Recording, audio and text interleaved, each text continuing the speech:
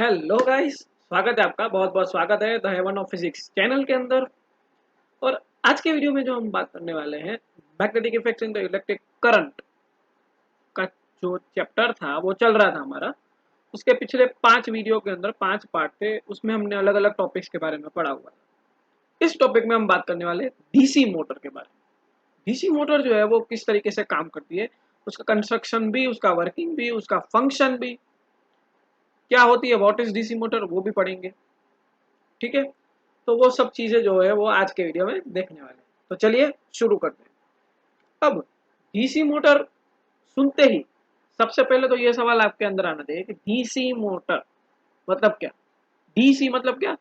Simple सी बात है, आपको पता होगा कि डायरेक्ट करंट। ठीक है, डायरेक्ट करंट मतलब यहाँ पे ये डीसी मोटर क्या है, डायरेक्ट करंट मोटर। मतलब यहाँ पे एसी मोटर यूज नहीं हो रही है, मतलब एसी वाला जो है वो एसी करंट यूज नहीं हो रहा है, यहाँ पे डायरेक्ट करंट यूज हो रहा है। अच्छा, अब ये मोटर हमको पढ़नी क्यों है भाई, वो भी तो पता होना चाहिए क्यों पढ़ाया जा रहा है ये। क्योंकि ये डीसी मोटर जो है वो हर चीज में, जहाँ पे हमको रोटेशनल मोशन चाहिए, वहां पे रोटरी मोशन चाहिए, वहां पे हम डीसी मोटर यूज करते ही। फैन है आपका जो आपके ऊपर चल रहा है, मेरे ऊपर भी चल रहा है, वो फैन के अंदर भी किसकी वजह से फैन घूम रहा है? ठीक है, फैन किसकी वजह से घूम रहा है? Because of the DC motor. ठीक है, वॉशिंग मशीन वो किसकी वजह से घूम रहा है? Because of the DC motor. सबकी कैपेसिटी अलग होती है, डिपेंड्स ऑन द एप्लीकेशन। सबका पावर अलग अलग होगा, सबका टॉर्क अलग अलग होगा, डिपेंड ऑन द एप्लीकेशन। लेकिन डीसी मोटर जो है वो यूज हर जगह पे होती है। इलेक्ट्रॉनिक अप्लायंसेस के अंदर ज्यादातर जहां पे हमको रोटरी मोशन मिलता है, एसी हो, ठीक है, रेफ्रिजरेटर हो, अपन का वॉशिंग मशीन हो, फैन हो, ठीक है, टेबल फैन हो, सीलिंग फैन हो, जो भी आप बोलो, हर जगह पे जहां पे रोटरी मोशन चाहिए वहां पे डीसी मोटर ये यूज होगी ही होगी। इसके लिए ही हमको पढ़ना है। तो यहां से आज जो है वो प्रिंसिपल कंस्ट्रक्शन और वर्किंग हम पढ़ के हुए जाएंगे। उसके साथ साथ बहुत सारे ऐसे क्वेश्चन हैं जो आपको पूछे जाते हैं, और बहुत सारे ऐसे कंसेप्ट हैं वो उस क्वेश्चन के अंदर पूछे जाते हैं। बहुत ही मजेदार आपको ये आज चीजें पता चलने वाली है। चलिए शुरू करते हैं। सबसे पहले बात करते हैं कि वर्किंग प्रिंसिपल क्या है। अब डीसी मोटर क्यों यूज करना है, क्या करना है, वो हमको पता चल गया। डीसी मोटर क्या होता है वो हम देख लेते हैं। अब डीसी मोटर, ठीक है, क्या करता है, किस तरीके से काम करता है, what is the working principle. ठीक है, वर्किंग प्रिंसिपल क्या है डीसी मोटर का? सिंपल है, आपने पिछले वीडियो में हमने बात की थी, force on a current carrying conductor in a magnetic field.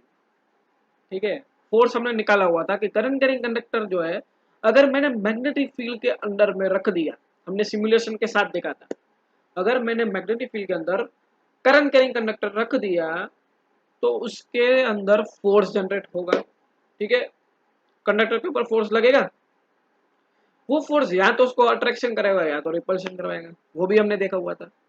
बस यही प्रिंसिपल है भाई साहब डीसी मोटर का। खलास, इतना ही है, वन लाइनर प्रिंसिपल है ये। Force on a current carrying magnetic field, जो प्रिंसिपल है वही है कि जब मैं मैग्नेट्स के बीच में कंडक्टर को रखता हूं, फोर्स एक्सपीरियंस होता है कंडक्टर को। यही प्रिंसिपल है, प्रिंसिपल खत्म। ठीक है, इतना पिद्दू सा प्रिंसिपल है ये डीसी मोटर का, ज्यादा फला फला चीजें करने की जरूरत ही नहीं है। अगर आपने वो वीडियो देखा हुआ है तो आपको ये जल्दी से पता चल जाएगा कि मैं क्या बोलने की कोशिश कर रहा हूँ। Force on a current carrying conductor in a magnetic field, वहां पे मैंने अच्छे से समझाया हुआ है डिटेल में, क्योंकि वो टॉपिक ही पूछा जाता है। तो वो भी आपको देख के आना है, उसके बाद ही यहाँ पे आइए, तभी आपको ये पता चलेगा। तो यही इसका बेसिक फंडा है। ठीक है, DC motor, force on a current carrying magnetic field, बात खत्म। वही है वर्किंग प्रिंसिपल। अच्छा, कैसे, ये आपको एनिमेशन के द्वारा मैं दिखाने की कोशिश करता हूँ। ये मेरा कंडक्टर है, करंट जा रहा है इस तरीके से। ठीक है, बीच में ये पूरा मैग्नेट है, ये वाला मैग्नेट है, आपको हाइलाइट करके दिखा देता हूँ। ठीक है, ये रहा, ये मैग्नेट है मेरा, ये वाला, ये चीज, ये क्या है मेरी चीज, ये है, ये मैग्नेट है। ठीक है, ये क्या है, मैग्नेट है। ये मैग्नेट के बीच में मैंने कंडक्टर रखा हुआ है। ठीक है, ये कंडक्टर है, उसके अंदर से करंट जा रहा है।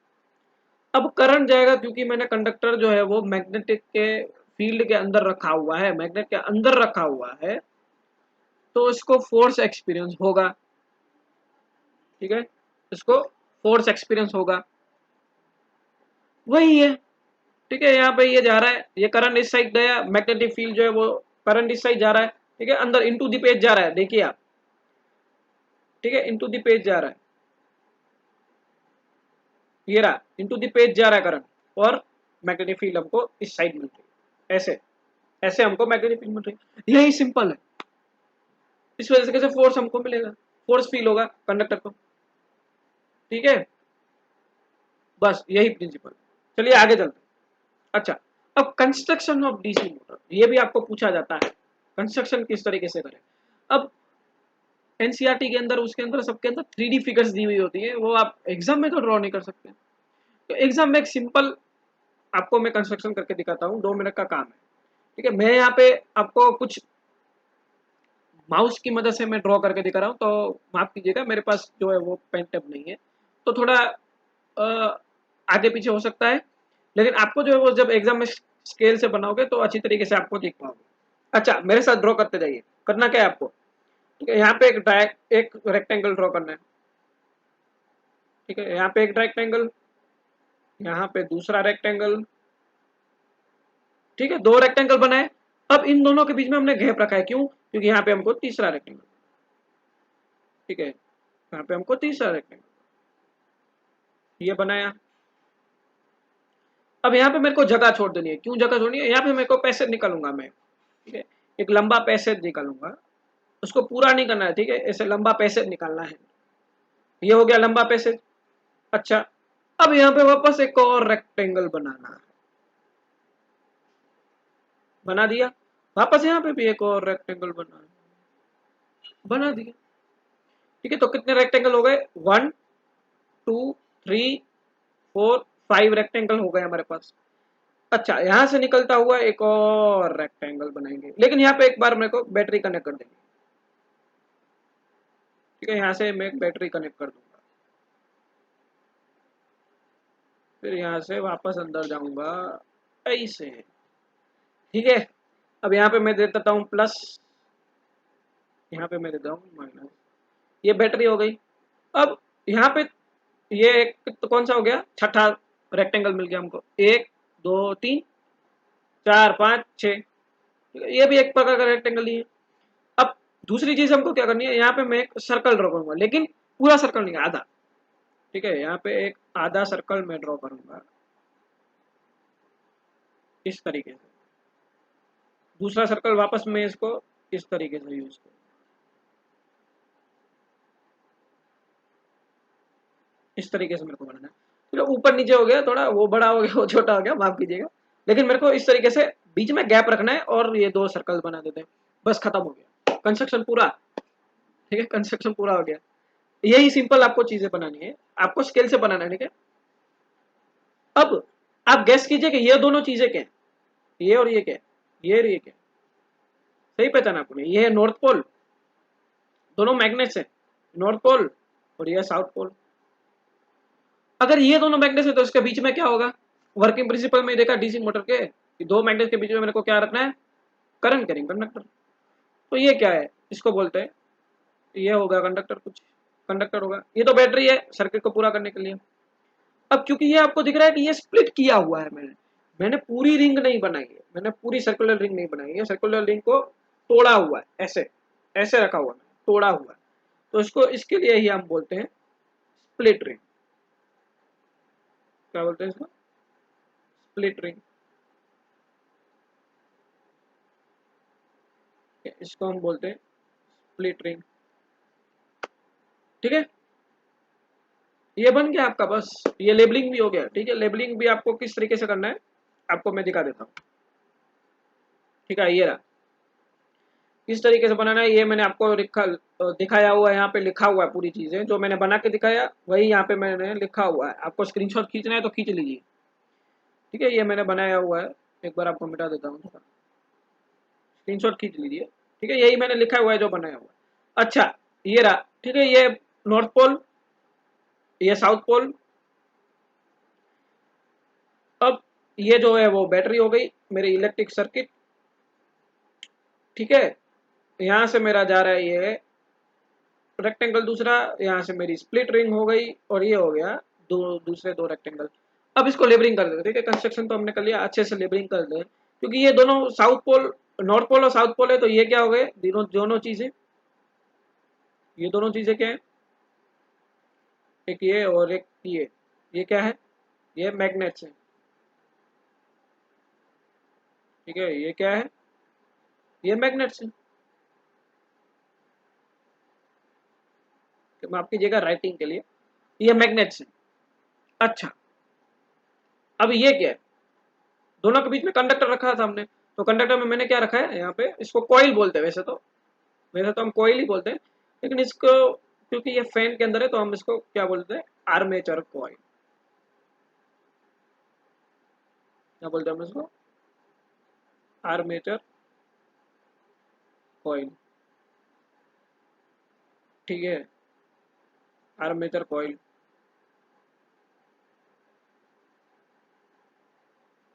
या कॉइल आर्मेचर या आर्मेचर कॉइल जो बोलो आप। अच्छा, ये भी लेबलिंग हो गया। दूसरा, ये इलेक्ट्रिक सर्किट, ये वाला क्या है, इलेक्ट्रिक सर्किट,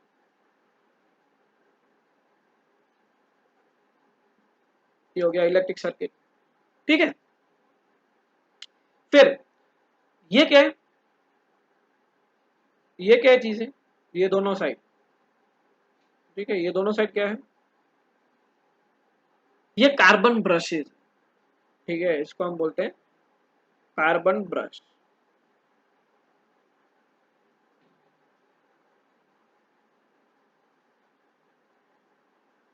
ठीक है। इसको बोलते हैं कार्बन ब्रश। थोड़ा स्लो चल रहा हूं मैं, माफ कीजिएगा। कार्बन ब्रश हो गया ये।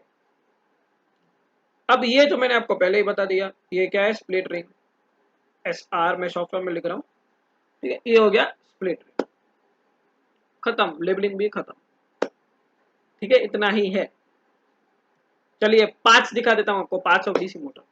तो हमने ड्रॉ किया, यही है, ठीक है। ये मैग्नेट, आर्मेचर कॉइल, फिर एक्सेल। अब एक्सेल कहाँ बनेगा, तो एक्सेल यहाँ पे इसके साथ स्प्लिट रिंग के साथ ही होगा, सिलेंड्रिकल शेप का।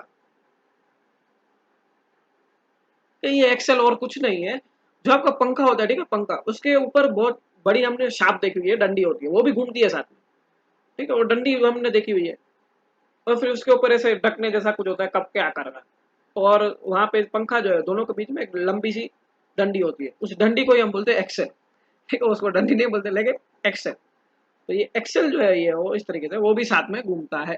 ये एक्सेल जो है स्प्लिट रिंग के साथ भी कनेक्टेड होता है, तो ये भी घूमेगा। अच्छा, स्प्लिट रिंग हो गया। फिर ये जो है वो ब्रश है, ठीक है। ये चीजें क्या है, ये ब्रश है, और फिर इलेक्ट्रिक सर्किट, ठीक है, इलेक्ट्रिक सर्किट। अब अब आपको कई बार ऐसा भी पूछा जाता है कि what are the rotating and non rotating parts of the DC motor, ठीक है। रोटेटिंग पार्ट कौन से हैं और नॉन रोटेटिंग कौन से हैं, वो भी आपको बताना होता है। तो नॉर्थ पोल और साउथ पोल ये दोनों तो मैग्नेट्स हैं, तो मैग्नेट्स तो डेफिनेटली रोटेट नहीं कर रहे होंगे, ठीक है। ज्यादातर में रोटेट नहीं करते हैं, कुछ केसेस ऐसे होते हैं जहाँ पे मैग्नेट्स को भी रोटेट करवाया जाता है, लेकिन जनरली फैन के अंदर मैग्नेट्स जो है वो एक ही जगह पे रहते हैं। तो ये दोनों तो क्या हो गए, मैग्नेट्स क्या हो गए, नॉन रोटेटिंग, एन लिख दूं मैं, ठीक है। अब आर्मेचर कॉइल जो है, इसको हम बोलते हैं आर्मेचर कॉइल। तो आर्मेचर कॉइल क्या रोटेट कर रही होगी, अरे भाई बिल्कुल कर रही होगी, ठीक है, बिल्कुल ही करेगी, क्योंकि आर्मेचर कॉइल का तो काम ही है घूमना, घूमेगी, इसके बिना तो काम ही नहीं है, क्योंकि ये मेन काम ही इसका है। तो आर्मेचर कॉइल जो है वो रोटेटिंग है। अब दूसरी बात, इसके बाद आता है कि ये स्प्लिट रिंग। अब क्योंकि ये स्प्लिट रिंग जो है वो कनेक्ट की हुई है हमने कॉइल के साथ, ठीक है। ये रोटेटिंग है तो मैं इसको आर दे देता हूँ, क्योंकि मैंने स्प्लिट रिंग जो है कॉइल के साथ कनेक्ट की हुई, तो स्प्लिट रिंग भी भाई साहब घूमेगी, तो ये भी आर, स्प्लिट रिंग भी घूम रही है। दूसरी बात, अब ये ब्रश है तो ब्रश घूमेंगे क्या, ब्रश तो नहीं घूमने, ब्रश का काम ही नहीं है घूमना। ठीक है, तो ये ब्रश जो है वो तो एक ही जगह पे रहेंगे। तो ये हो गया नॉन रोटेटिंग। फिर इलेक्ट्रिक सर्किट ये तो कॉमन सेंस की बात है। इलेक्ट्रिक सर्किट, मैंने जब स्विच चालू किया फैन का तो स्विच थोड़ी घूमता है, स्विच तो एक ही जगह पे है। ठीक है, पावर तो एक ही जगह पे, तो ये भी नॉन। तो रोटेटिंग और नॉन रोटेटिंग पार्ट्स कौन से हुए? रोटेटिंग में क्या है, एक तो कॉइल, दूसरा स्प्लिट रिंग, ठीक है, दूसरा अपन का आएगा एक्सेल। ठीक है, एक्सेल भी इसके अंदर मैंने जो ड्रॉ किया था वो भी घूमेगा। ठीक है, तो ये आर्मेचर कॉइल, एक्सेल और स्प्लिट रिंग ये घूमेंगे। और मैग्नेट्स, ब्रशेज और इलेक्ट्रिक सर्किट ये नहीं घूमेंगे, दे आर नॉन रोटेशनल। ठीक है, तो मैग्नेट्स, इलेक्ट्रिक सर्किट और ब्रशेज नॉन रोटेशनल है। आर्मेचर कॉइल और उसके बाद आता है अपन का एक्सेल और स्प्लिट रिंग, ये तीनों घूमेंगे। तो जो घूमते हैं उसको हम बोलते हैं शॉर्ट फॉर्म में रोटेटिंग पार्ट्स के बदले हम इसको बोल देते हैं रोटर्स। ठीक है, जो घूमता है उसको बोलते हैं रोटर, और जो खड़ा रहता है स्टेशनरी है उसको हम बोलते हैं स्टेटर। ये टेक्निकल टर्म्स है, रोटर और स्टेटर। जो घूमता है वो रोटर और जो खड़ा है वो स्टेटर। ये भी आपको कभी कभार पूछ देते हैं कि what are the stators and rotors, तो ये आप कंफ्यूज नहीं होने का, यही लिखना है। ठीक है, तो कंस्ट्रक्शन भी खत्म। ठीक है, कंस्ट्रक्शन भी खत्म। अब वर्किंग, यहाँ पे मेन पार्ट आ गया। ठीक है, इजी तरीके से बिल्कुल ही समझा देंगे आपको वर्किंग, कुछ ज्यादा परेशानी वाली बात है नहीं। तो वर्किंग में आपको पहले ही सबसे पहले क्लियर कर दें कि यहाँ पे ये मैग्नेट है। ठीक है, नॉर्थ साउथ, एन एस मतलब नॉर्थ साउथ मैग्नेट। ये रहा ब्रश। ठीक है, यहाँ पे तो ये स्प्लिट रिंग है S1 और S2। आपको नोटेशन क्लियर करवा देते हैं तो आपको कंफ्यूजन ना हो। S1 और S2 जो है वो स्प्लिट रिंग है। ठीक है, ये बैटरी है। B1 और B2 जो है ब्रशेज है, कार्बन ब्रशेज। और ये जो बीच में है ABCD, ये क्या है, आर्मेचर कॉइल। ठीक है, और ये जो AB और CD है ये आर्मेचर कॉइल के फेसेस है। ठीक है, ABCD क्या है, आर्मेचर कॉइल के फेसेस है। ये AB एक फेस और ये CD जो है वो दूसरा फेस। चलिए, अब क्लियर हो गया आपको। अब मैं क्या करता हूँ कि यहाँ पे पॉजिटिव है, यहाँ पे नेगेटिव है। जैसे ही मैं स्विच ऑन करूंगा, जैसे ही मैं स्विच ऑन करता हूँ तो क्या होगा कि करंट जो है वो पॉजिटिव में से निकलेगा। ठीक है, पॉजिटिव में से निकलेगा, यहाँ से निकलेगा, यहाँ से जाएगा B1 की ओर, B1 से जाएगा S1 की ओर, S1 से हुआ निकलता हुआ जाएगा भाई साहब AB की ओर। ठीक है, AB की तरफ आप एरो देखिए, AB से जाएगा CD की तरफ और फिर वापस जाएगा माइनस बैटरी की तरफ। B2 से S2 से B2 वापस बैटरी। ठीक है, तो यहाँ पे करंट का एक आपको बता देता हूँ कि किस तरीके से हो रहा है। ठीक है, पहले तो जाएगा पॉजिटिव से, तो ठीक है यहाँ पे B1, B1, B1 से क्या जाएगा S1, S1 से जाएगा AB।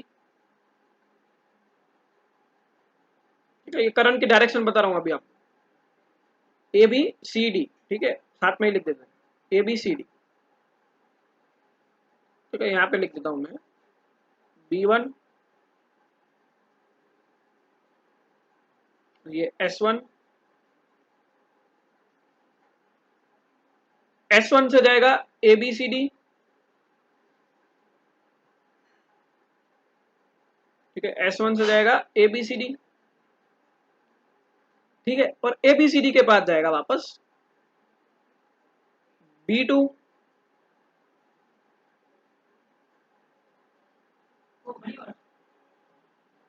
ठीक है, S2 और B2, S2 और B2, इस तरीके से ये जाएगा करंट, इस तरीके से जा रहा है। अच्छा, अब यहां तक आपको समझ में आ गया। ठीक है, करंट की डायरेक्शन क्या है, B1 S1 ABCD S2 B2। ठीक है, करंट इस तरीके से जा रहा है। अब AB की ओर देखिए आप। ठीक है, AB की ओर देखिए, AB की ओर देखेंगे तो आपको इनटू दी पेज जाती हुई एरो दिखाई दे रही है। ठीक है, AB क्योंकि हमने यहाँ पे हॉरिजॉन्टल तरीके से हमको रखी हुई है इलेक्ट्रिक मोटर, तो उसका जो आर्मेचर कॉइल है वो इस तरीके से रखा हुआ है। तो ये साइड जो है वो AB है, ये साइड AB है। तो ये साइड में करंट जा रहा है इस तरीके से। ठीक है, इनटू द पेज जा रहा है, मतलब आपकी तरफ आ रहा है। ठीक है, इस तरीके से करंट आ रहा है। तो फ्लेमिंग्स राइट हैंड रूल हम अपनाएंगे। ठीक है, लेफ्ट हैंड रूल क्या करेंगे लेफ्ट हैंड रूल में? ठीक है, इलेक्ट्रिक करंट जो है वो अंदर की साथ जा रहा है इनटू द पेज, तो इंडेक्स फिंगर जो है वो क्या हो जाएगी? Electric current, sorry middle finger जो है इंडेक्स हो जाएगी इलेक्ट्रिक करंट की। और ये जो मैग्नेटिक फील्ड है वो किस तरीके से जाएगी भाई बताओ? नॉर्थ से साउथ, सिंपल है। ठीक है, तो इस तरीके से जा रही है मैग्नेटिक फील्ड, और करंट जा रहा है इस तरफ, तो मेरा फोर्स किस तरफ जाएगा? ठीक है, तो ये इंडेक्स फिंगर बताए कि करंट और मैग्नेटिक फील्ड का डायरेक्शन, मिडल फिंगर बताए कि करंट का डायरेक्शन, वो तो इनटू द पेज है तो इस तरीके से बनेगा। ठीक है, इनटू द पेज इस तरीके से बनेगा। ये करंट है आपकी तरफ आता हुआ, ये मैग्नेटिक फील्ड है हॉरिजॉन्टल, और नीचे की तरफ फोर्स, तो फोर्स कहाँ जाएगा? नीचे की तरफ। तो यहाँ पे मैंने दिखाया हूँ एफ जो है वो नीचे की तरफ है, आपको मिटा के दिखा देता हूँ। एफ जो है वो किस तरफ है? नीचे की तरफ, एफ इस तरफ है। ठीक है, उसी तरह से अब आप बोलोगे कि सर तो पूरे का पूरी आर्मेचर कोइल तो उसकी तरफ ही जाएगी ना, नीचे की तरफ नहीं जाएगी? नहीं जाएगी, पूरी की पूरी आर्मेचर कोइल नीचे की तरफ नहीं जाएगी, क्योंकि ये फोर्स नीचे की तरफ जा रहा है, तो सब क्या इधर लगेगा क्या? नहीं। दिखाता हूं अभी आपको कैसे चल रहा है। अब मैं सीडी साइड लेता हूँ। ठीक है, सीडी साइड पकड़ते हैं। अब सीडी में आप देखिए ये नीचे की तरफ करंट है, मतलब आउट ऑफ पे। ठीक है, मेरी तरफ आ रहा है अब करंट, आपकी तरफ नहीं आ रहा। ए बी में आपकी तरफ आ रहा था, अब मेरी तरफ आ रहा है करंट, तो करंट का डायरेक्शन इस तरफ है। और अभी भी मैग्नेटिक फील्ड तो हॉरिजॉन्टल ही है नॉर्थ से साउथ। ठीक है, मैग्नेटिक फील्ड का डायरेक्शन चेंज नहीं हो रहा है यहाँ, तो ये तो ऐसे ही है। तो इंडेक्स फिंगर तो इस तरीके से आएगी, और ये मेरे तरफ। तो अब देखिए फोर्स का डायरेक्शन कहाँ है? बताइए फोर्स का डायरेक्शन कहाँ है? फोर्स का डायरेक्शन कहाँ है? ऊपर की तरफ। ठीक है, फोर्स का डायरेक्शन है ऊपर की तरफ, तो यहाँ पे फोर्स ऊपर की तरफ आ गया, यहाँ पे फोर्स आ गया ऊपर की तरफ, सिंपल। तो ए बी के साइड वाले पे नीचे की तरफ जा रहा है, सी डी के साइड वाले पे ऊपर की तरफ जा रहा है। ठीक है, ए बी साइड वाले में कैसे पता किया हमने? Fleming's right left hand rule use करेंगे। Index finger magnetic field, middle finger आपकी तरफ आ रही है। ठीक है, और नीचे की तरफ हमको फोर्स मिल गया ए बी का। फिर हमने सी डी क्या किया? सी डी के अंदर मेरी तरफ आ रहा है मिडल फिंगर करंट, और इंडेक्स फिंगर जाएगा मैग्नेटिक फील्ड, ये रहा, और ऊपर की तरफ जा रहा है फोर्स।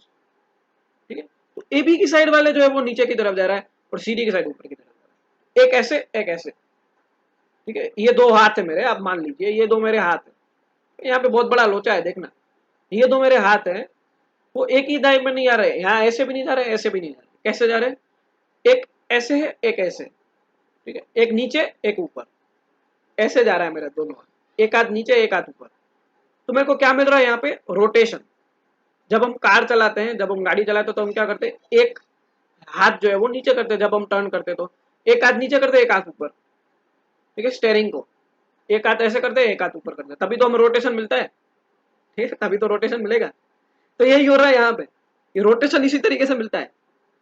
फैन के अंदर रोटेशन होता है इसी वजह से है, एक यहाँ पे जाएगा एक यहाँ पे जाएगा, तभी होगा ना। यहाँ से फोर्स हमको मिल गया, तो ये अब मेरा रोटेशन करना चालू हो गया फैन। लेकिन अब तक हाफ रोटेशन ही हुआ है, इसके लिए मैंने लिखा हुआ है केस 1 हाफ रोटेशन। अब मैं हाफ रोटेशन क्यों बोल रहा हूँ? क्योंकि हाफ रोटेशन अभी भी बाकी पड़ा है। मान लीजिए अभी तक हमने हाफ रोटेशन नहीं कंप्लीट किया है, हाफ रोटेशन दूसरा समझना बाकी पड़ा है, तो उसको भी समझ लेते चलिए। वो अगर आपको समझ में आ गया तो डीसी मोटर का खेल खत्म हो गया, समझ लीजिए। ठीक है, कुछ करना नहीं है। अब मैंने क्या किया, ध्यान से देखना। ये पहला केस था, ठीक है, ये केस 1 है, ये केस 1 वाला है, और ये जो है वो केस 2 है, ये फिगर केस 2 की है। ठीक है, अब कर क्या रहा हूं, क्योंकि मैंने हाथ अपने दोनों देखे, ये इस तरीके से जाएगा तो ये इस तरीके से, जब हाफ रोटेशन हो जाएगा तो मेरा जो ये हाथ है वो इधर आ जाएगा, और ये इधर आ जाएगा, अपनी पोजीशन चेंज हो गई ना। ठीक है, जहां पे जिसकी पोजीशन थी उल्टा हो गया, ये यहाँ पे था और ये यहाँ पे था। ठीक है, ये यहाँ पे आ जाएगा और ये यहाँ पे आ जाएगा, पोजीशन चेंज हो गई। मतलब क्या कि जब ये रोटेट करेगा तो क्या हो जाएगा, जो S1 और S2 जो स्प्लिट रिंग्स थी, तो S1 जो है वो S2 की जगह पे आ जाएगा, और S2 जो है वो S1 की जगह पे आ जाएगा। ठीक है ना, मान लीजिए ये S1 है, ये S2 है, तो S2 यहाँ पे आ जाएगा और S1 यहाँ पे, हाफ रोटेशन। अच्छा, अब आर्मेचर कॉइल भी घूम रही है, ऑफकोर्स है, ठीक है, ऑब्वियस सी बात है कि S1 S2 अगर स्प्लिट रिंग्स घूम रही है किसकी वजह से घूम रही है, आर्मेचर कॉइल की वजह से। अब आर्मेचर कॉइल घूम रही है मतलब क्या हुआ कि जो ये ए बी वाली साइड है और ये सी डी वाली साइड है, तो सी डी यहाँ पे आ जाएगा, ए बी यहाँ पे आ जाएगा, ठीक है, ए बी यहाँ पे, सी डी यहाँ पे, सिंपल है, घुमा ना, ठीक है, चीज घूम रही है। तो ए बी यहाँ पे, सॉरी सी डी यहाँ पे आ गया, ए बी यहाँ पे आ गया, position or turn around, position खाली चेंज हो गई, एक दूसरे के इन्वर्ट हो गया। तो यही तो आपको दिखा रहा हूँ, ये सी डी हो गया और यहाँ पे ए बी हो गया, ठीक है, यहाँ पे S2 हो गया, ये देखना मैं हाईलाइट कर रहा हूँ, यहाँ पे S2 हो गया और यहाँ पे S1, यहाँ पे CD हो गया, ये वाला साइड CD हो गया और ये हो गया AB, क्या गया, ये हो गया AB। अब आप बोलोगे कि क्यों, तो B1 B2 चेंज नहीं होगा, तो पहले ही आपको बताया कि B1 B2 ब्रश है, ब्रश एक ही जगह पे रहेंगे, वो चेंज नहीं हो रहे, ठीक है, कार्बन ब्रशेस चेंज नहीं हो रहे। अच्छा, अब आप बोलोगे कि तो अब वापस हमको डायरेक्शन जो है वो चेंज करना पड़ेगा। अब यहाँ पे आपको एक एक चीज ऊपर ऊपर से समझ में आ रही होगी कि अब साइड चेंज हो गई, ठीक है, साइड मैंने चेंज कर दी, तो क्या अब रोटेशन जो है वो उल्टा होने लगेगा क्या, ठीक है। यहाँ पे मेरे को किस तरीके से मिला कि एक यहाँ पे जा रहा था, एक नीचे की ओर एक ऊपर की ओर, तो मेरे को एंटी क्लॉकवाइज मिल रहा था रोटेशन, इस तरीके से एंटी क्लॉकवाइज। तो अब मैंने डायरेक्शन चेंज कर दिया है, अब डायरेक्शन चेंज हुआ किसकी वजह से, सबसे पहली बात, जब डायरेक्शन था ही ये, तो ये पोजीशन चेंज कैसे हुई, सही पहचान हमने, ये पोजीशन चेंज हुई स्प्लिट रिंग की वजह से, क्योंकि स्प्लिट रिंग दोनों आधे भाग में लगी हुई है, तो स्प्लिट रिंग ने पोजीशन चेंज कर दी, स्प्लिट रिंग की वजह से आर्मेचर कॉइल पूरा का पूरा ये जो स्ट्रक्चर है वो चेंज हो गया, अपोजिट साइड हो गई, अब अपोजिट साइड हो गई, ठीक है, तो आप बोलोगे कि अब एंटी क्लॉकवाइज के क्लॉकवाइज नहीं जाएगा, नहीं जाएगा, कैसे नहीं जाएगा दिखाते हैं। अब सीडी की साइड देखिए, क्योंकि करंट जो है वो अभी भी ऐसे ही जा रहा है, तो करंट अब क्या जा रहा है, सीडी की साइड देखिए, इनटू द पेज है, करंट इनटू द पेज है, ठीक है, तो मिडल फिंगर ऐसे, और ये जो है वो इस तरीके से जाएगा, ठीक है, इस तरीके से जाएगा इनटू द पेज, करंट जाएगा, और हॉरिजॉन्टल डायरेक्शन में मैग्नेटिक फील्ड है, इंडेक्स फिंगर, और ये जो फोर्स जो है वो मेरा नीचे की साइड है। अभी भी आप देखिए कि सीडी वाली साइड जो है वो इनटू द पेज ही जा रहा है करंट, तो मेरे को फोर्स आउटवर्ड ही मिल रहा है। जबकि मैं अगर ए बी वाली साइड देखूं, ठीक है, अब मैं ए बी वाली साइड लेता हूं, तो ए बी वाले में डाउनवर्ड डायरेक्शन दिख रहा है मेरे को, ये रहा डाउनवर्ड डायरेक्शन दिख रहा है मेरे को, ठीक है, तो मैं क्या करूंगा कि ये जो है वो डाउनवर्ड है, डाउनवर्ड मतलब कि ये जो है वो इनटू द पेज है, आउट ऑफ द पेज है, ठीक है, क्या है, आउट ऑफ द पेज, मेरी तरफ आ रहा है, पहले करंट आपकी तरफ आ रहा था सीडी के टाइम पे, अब मेरी तरफ आ रहा है ए बी के टाइम पे, तो करंट ऐसे आएगा और मैग्नेटिक फील्ड तो हॉरिजॉन्टली है, तो किस तरफ से जा रहा है, ऊपर की तरफ। अब समझे, समझे कुछ, ठीक है, यहाँ पे भी सी डी ए भी भले पोजीशन चेंज हुई है, लेकिन फोर्स अभी भी, एक फोर्स ऐसे है, दूसरा फोर्स ऐसे, ठीक है, एक फोर्स ऐसे, दूसरा फोर्स ऐसे, तो अभी भी घूम तो एंटी क्लॉकवाइज ही रहा है, मतलब जो हाफ रोटेशन पहले हुआ था, आफ्टर हाफ रोटेशन वापस एंटी क्लॉकवाइज ही घूमेगा, ये केस 2 है, आफ्टर हाफ रोटेशन, केस 2 ये है, ठीक है, ये वाली फिगर जो है वो केस 2 है, तो अभी भी एंटी क्लॉकवाइज ही घूम रहा है भाई, यही फंडा है, ठीक है, फंडे क्लियर हो गए होंगे मुझे लगता है आपके, कि अगर मैंने पोजीशन चेंज कर दी है तो रोटेशन में कोई चेंज नहीं होगा, रोटेशन का डायरेक्शन तो है वो तो एंटी क्लॉकवाइज ही है, आपको दिखाया देखो, ये तो एंटी क्लॉकवाइज ही है, यहाँ पे भी एंटी क्लॉकवाइज है, साइज चेंज हुई है, साइज चेंज किसकी वजह से हुई, स्प्लिट रिंग की वजह से, बस यही है। अब यहाँ पे करंट की डायरेक्शन जो है वो मैं आपको दिखा देता हूँ, केस 2 के अंदर करंट की डायरेक्शन कैसे होगी, तो केस 2 के अंदर करंट की डायरेक्शन क्या होगी, S2 फिर B1, ठीक है, करंट की डायरेक्शन क्या होगी,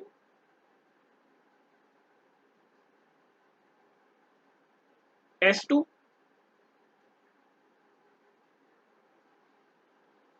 ठीक है, B1 से होता हुआ आएगा B1, फिर S2, S2 के बाद आएगा DCBA। ठीक है, अब DCBA आ गया ना, साइड चेंज हो गई तो DCBA। अब यहाँ पे वापस आ जाएगा S1 और यहाँ पे आ जाएगा B2। ये क्योंकि ब्रश की चीजें चेंज नहीं हो रही है, तो ये हो गया करंट का डायरेक्शन मेरा। क्या हो गया करंट का डायरेक्शन? केस 2 के अंदर B1 S2 DCBA S1 B2। ठीक है, ये दूसरा करंट का डायरेक्शन हो गया। तो बस वर्किंग इतना ही है। तो इसी तरीके से आपका फैन घूमता है। ठीक है, समझ में आ गया ना? पहले केस के अंदर भी मेरे को एंटी क्लॉकवाइज ही मिला और दूसरे केस के अंदर भी एंटी क्लॉकवाइज। कैसे पता चला? Fleming right hand rule, Fleming left hand rule लगाया सीधे सीधा, ठीक है, उससे ही मेरे को मिल गया। एक सरफेस जो है नीचे की तरफ जा रहा है, दूसरा ऊपर, तो स्टेयरिंग जैसे कार का घुमाते हैं वही यहाँ पे हो रहा है। तो इस तरीके से वो फुल रोटेशन कर देगा और फैन जो है इसी रोटेशन पे घूमता रहता है, क्योंकि कंटिन्यूस में करंट उसको पास होता ही है ना। करंट हमने कहा बंद किया, जब स्विच बंद करेंगे तो करंट बंद हो जाएगा, तो फिर ये सर्किट भी बंद हो जाएगी। तो इसके लिए करंट जो है वो इस वजह से पूरी फैन जो है वो रुक जाता है। बस यही है वर्किंग के अंदर। अब कुछ और सवाल उठ रहे होंगे आपके दिमाग के अंदर, ठीक है, कुछ और सवाल उठ रहे होंगे आपके दिमाग के अंदर कि यहाँ पे मैं बार बार बोल रहा था कि कार्बन ब्रश, कार्बन ब्रश, तो ब्रश जो है वो कार्बन के ही क्यों? पहले तो ये बात आपको पता होनी चाहिए, कार्बन के ही ब्रश क्यों यूज किए? तो सही पहचाना आपने, कार्बन जो है वो क्या है? हाई मेल्टिंग पॉइंट है उसका। ठीक है, हाई मेल्टिंग पॉइंट की प्रॉपर्टीज की वजह से ही यहाँ पे कार्बन के ब्रश यूज किए जाते हैं और किसी के नहीं। ठीक है, मान लीजिए ऐसे ये खड़ा है और ये बार बार ऐसे ऐसे हो रहा है। ठीक है, एक चीज खड़ी हुई है और दूसरी चीज उसको मारती जा रही है, वो चीजें गर्म होंगी ना। कभी भी आप हाथ पे दूसरा हाथ रब करके देखो तो गर्म हो जाते हैं हाथ। ठीक है, तो टेम्परेचर बढ़ता है। अब टेम्परेचर यहाँ पे तो हाथ पे तो हमको इतना महसूस नहीं होगा, ठीक है, लेकिन यहाँ पे चीजें इलेक्ट्रिक करंट है। अब इलेक्ट्रिक करंट जितना बढ़ाओगे टेम्परेचर बढ़ता जाएगा, क्योंकि दोनों के बीच में फ्रिक्शन होगा। अब फ्रिक्शन की वजह से टेम्परेचर बढ़ेगा। ठीक है, तो आप फ्रिक्शन को तो कम नहीं कर सकते, फ्रिक्शन तो उतना ही होगा क्योंकि कांटेक्ट में तो आना ही है। ठीक है, S1 और B1 स्प्लिट रिंग को ब्रश के साथ कांटेक्ट में तो आना ही है। ठीक है, तो कांटेक्ट की जो है वो कांटेक्ट सरफेस से फ्रिक्शन क्रिएट होगा। अब वो फ्रिक्शन के कारण टेम्परेचर बढ़ेगा। तो टेम्परेचर बढ़ने के कारण कहीं वहां पे मेटल जो है वो पिघलना चालू ना हो जाए। ठीक है, नहीं तो मेटल पिघल जाएगा। तो इस वजह से हम जो है वो कार्बन ब्रशेस का यूज करते हैं। तो कार्बन ब्रश क्या करता है, वो हाई मेल्टिंग पॉइंट की प्रॉपर्टीज रखता है कार्बन, इसलिए हम कार्बन के ब्रश यूज करते हैं, जिस वजह से मेल्टिंग टेम्परेचर हमको ज्यादा मिले, तो इसलिए कार्बन यूज किया। अच्छा, अब आप बोलोगे कि ब्रश क्यों बोल रहे हैं बार बार इसको? तो यहाँ पे असलियत में it is like brush shape. यहाँ पे इस तरीके से ही होता है। यहाँ पे छोटे छोटे इस तरीके से दांत बने हुए होते हैं, जैसे हमको ब्रश के मिलते हैं हेयर। ब्रश के अंदर जैसे हेयर होते हैं उसी तरीके यहाँ पे होते हैं। अब आप बोलोगे कि क्यों यहाँ पे ये हेयर बनाए हुए हैं? तो हमको पता हुआ है ये चीज कि जब मैं इस तरीके से करता हूँ ये हेयर वाली चीजें, मैंने ब्रश के इस तरीके से दांत बनाए, तो यहाँ पे मेरा कॉन्टेक्ट एरिया बढ़ जाता है, मेरे को कॉन्टेक्ट एरिया ज्यादा मिलता है, क्योंकि ज्यादा एरिया में कवर कर पाता हूँ। जबकि फ्लैट जो लाइन कॉन्टेक्ट करता है और ये जो हमको पर्टिकुलर कॉन्टेक्ट दे देता है। तो कॉन्टेक्ट एरिया बड़ा करने के लिए हमने यहाँ पे ब्रश के स्वरूप में जो है, ब्रश के फॉर्म में हमने यूज किया हुआ है, ना कि फ्लैट स्लैब रखा हुआ है कार्बन का, ब्रश के स्वरूप में रखा हुआ है। ठीक है, तो ये करके क्या देगा हमको? कॉन्टेक्ट एरिया बढ़ा के देगा। क्यों बढ़ाना है हमको कॉन्टेक्ट एरिया? तो कॉन्टेक्ट एरिया बढ़ाना है तो मेरे को क्या मिलेगा? कोई करंट वो ज्यादा छोड़ेगा। यहाँ से जब मेरे को करंट आया पॉजिटिव में से, यहाँ पे कार्बन ब्रश में जब करंट आएगा अंदर, तो वो जो क्या करेगा, वो यहाँ पे ज्यादा एरिया है उसके पास, तो ज्यादा करंट वो आसानी से लेगा बिना कोई लॉसेस, ज्यादा लॉसेस नहीं लेगा। ठीक है, it reduces the losses of current. Current को ज्यादा एब्जॉर्ब करेगा क्योंकि उसका कॉन्टेक्ट एरिया ज्यादा बन गया। अब कॉन्टेक्ट एरिया ज्यादा बन गया तो इस वजह से करंट ज्यादा एब्जॉर्ब कर रहा है और वापस जाने दे रहा है ऊपर कॉइल के अंदर। अब आप बोलोगे कि दूसरा ब्रश भी हमको जो है वो ब्रश ही क्यों लिया? अब दूसरा ब्रश तो हमको कहाँ कॉन्टेक्ट करना है, तो कॉन्टेक्ट एरिया क्यों बढ़ाना है? दूसरे ब्रश से कॉन्टेक्ट एरिया इसलिए बढ़ाना है क्योंकि वापस एब्जॉर्ब भी तो करना है।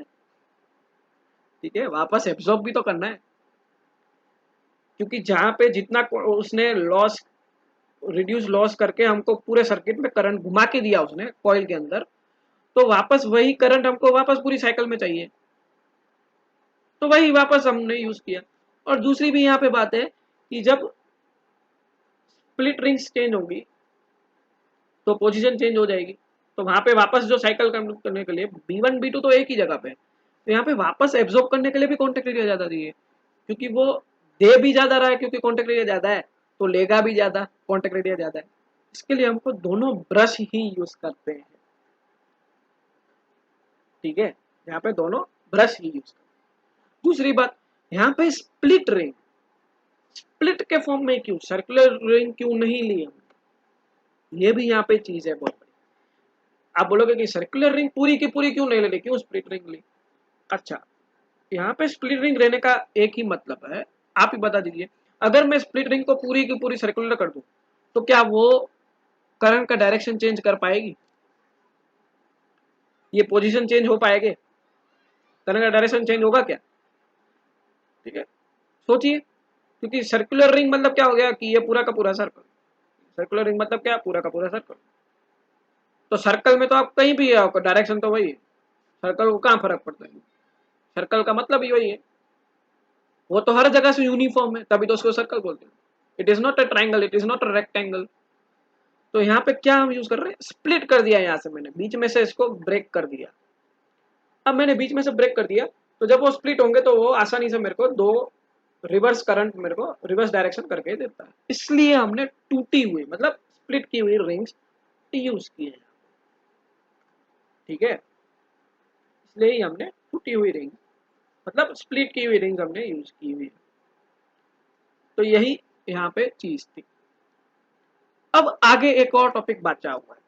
ठीक है, एक और टॉपिक बचा हुआ है, वो भी सिंपल ही है। अब फैक्टर्स क्या अफेक्ट करेंगे रोटेशन ऑफ मोटर? ठीक है, मोटर को अगर रोटेशन करवाना है तो क्या क्या फैक्टर्स डिपेंड करते हैं, कब हम बढ़ा चढ़ा सकते हैं रोटेशन को, स्पीड को?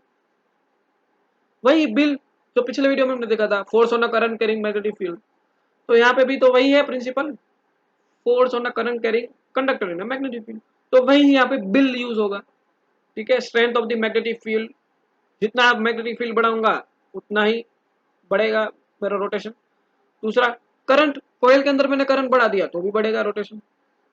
ठीक है, दूसरा नंबर ऑफ टर्न, क्योंकि कॉइल है ना, कॉइल के अंदर मैंने नंबर ऑफ टर्न या नंबर ऑफ लेंथ जितनी बढ़ाऊंगा मैं कॉइल की, तो उतना मेरे को जो है वो रोटेशन ज्यादा मिलेगा। बस, रोटेशन क्यों ज्यादा मिलेगा, फोर्स है ना, फोर्स की वजह से ही रोटेशन हो रहा है।